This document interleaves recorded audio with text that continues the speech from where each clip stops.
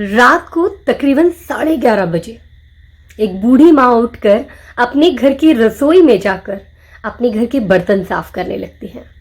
घर की 2 बहुएं और भी हैं जो बर्तन साफ करने की आवाज़ से तंग आकर अपने पतियों को उठाकर बोलती हैं कि जाइए जाकर अपनी माँ को मना कीजिए, क्योंकि ये रात को उठकर जो बर्तन मांजती हैं, फिर सुबह 4 बजे उठकर जो ये खटर पटर करती हैं और सुबह 5 बजे जो मंदिर की घंटी बजाकर सबकी नींद डिस्टर्ब करती हैं, इसे जाकर रोकिए, मना कीजिए उन्हें ये करने से। अपनी पत्नियों की ये बात सुनी और सुनने के बाद बड़ा बेटा अपने बिस्तर से उठता है और उठकर रसोई की तरफ जाने लगता है। रसोई की तरफ जाते वक्त उसको सामने की ओर से उसका एक छोटा भाई वो भी नजर आता है जो कि रसोई की तरफ जा रहा होता है। अपने छोटे भाई को देखकर वो समझ जाता है कि उसके कमरे में भी शायद वही बातें हो रही थी जिसकी वजह से वो भी माँ के पास जा रहा था। दोनों भाई रसोई की तरफ जाते हैं और अपनी माँ के पास पहुंचते हैं। माँ को बर्तन साफ करता हुआ देखकर दोनों भाई मिलकर माँ की मदद करने लगते हैं, बर्तन साफ कराने लगते हैं, माँ का हाथ बटाने लगते हैं। माँ के मना करने के बाद भी वो माँ के साथ पूरा चोला चूका साफ कराते हैं और उनका पूरा साथ देते हैं। उसके बाद अपनी माँ को हाथ पकड़कर उनके कमरे तक लेकर आते हैं और कमरे पे जब वो वापस आते हैं तो देखते हैं पिताजी जागे हुए हैं। वो माँ का इंतज़ार कर रहे हैं, सोए नहीं हैं। वो माँ को बिस्तर पे ले जाकर बिठाते हैं और अपनी माँ से कहते हैं कि माँ, सुबह हमें भी जल्दी उठा देना, हम भी तेरे साथ पूजा करेंगे और पिताजी आपके साथ योगा भी करेंगे, तो हमें भी जल्दी उठा देना। माँ इस बात को सुनकर बहुत खुश होती हैं और बोलती हैं, ठीक है बेटा, मैं तुम दोनों को भी जल्दी उठा दूंगी। अगले ही दिन दोनों बेटे माँ के साथ जल्दी उठने लगते हैं, सुबह माँ का साथ देने लगते हैं, सहयोग करने लगते हैं और उनका हाथ बटाने लगते हैं।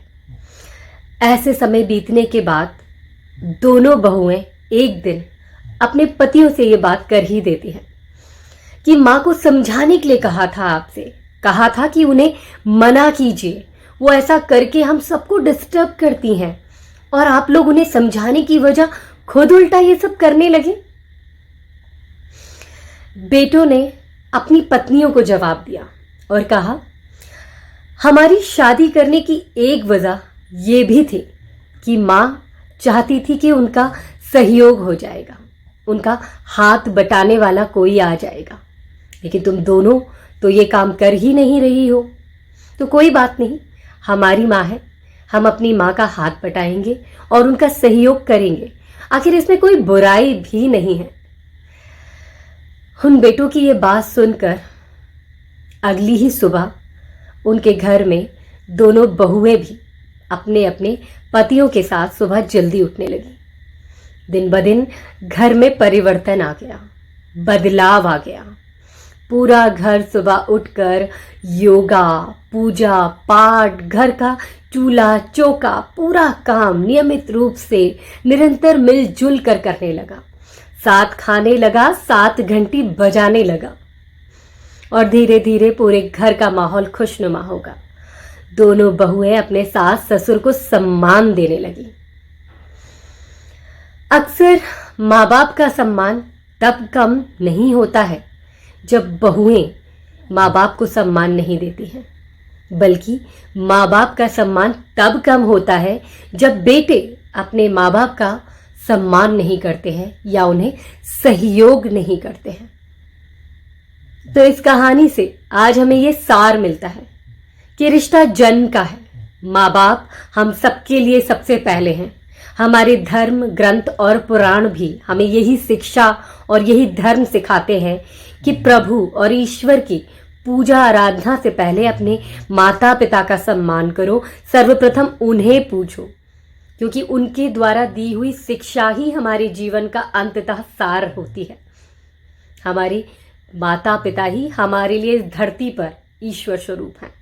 उनका सम्मान हमारे जीवन की तरक्की और हमारे जीवन का मनोबल बढ़ाता है, हमको सही राह दिखाता है, सद्मार्ग देता है और सही से चलने की समझ और शिक्षा दीक्षा भी देता है। अपने बड़ों का मान सम्मान करें, बुजुर्गों को सम्मान करें, अपने माँ बाप को खुश रखें और खुद भी खुश रहें और सबको सही राह पे ले जाने की ओर सही सलाह भी दें। धन्यवाद। मैं हूं प्रियंका वर्मा। अगली बार एक और छोटी सी खूबसूरत कहानी के साथ आपसे फिर मिलूंगी। तब तक के लिए नमस्कार।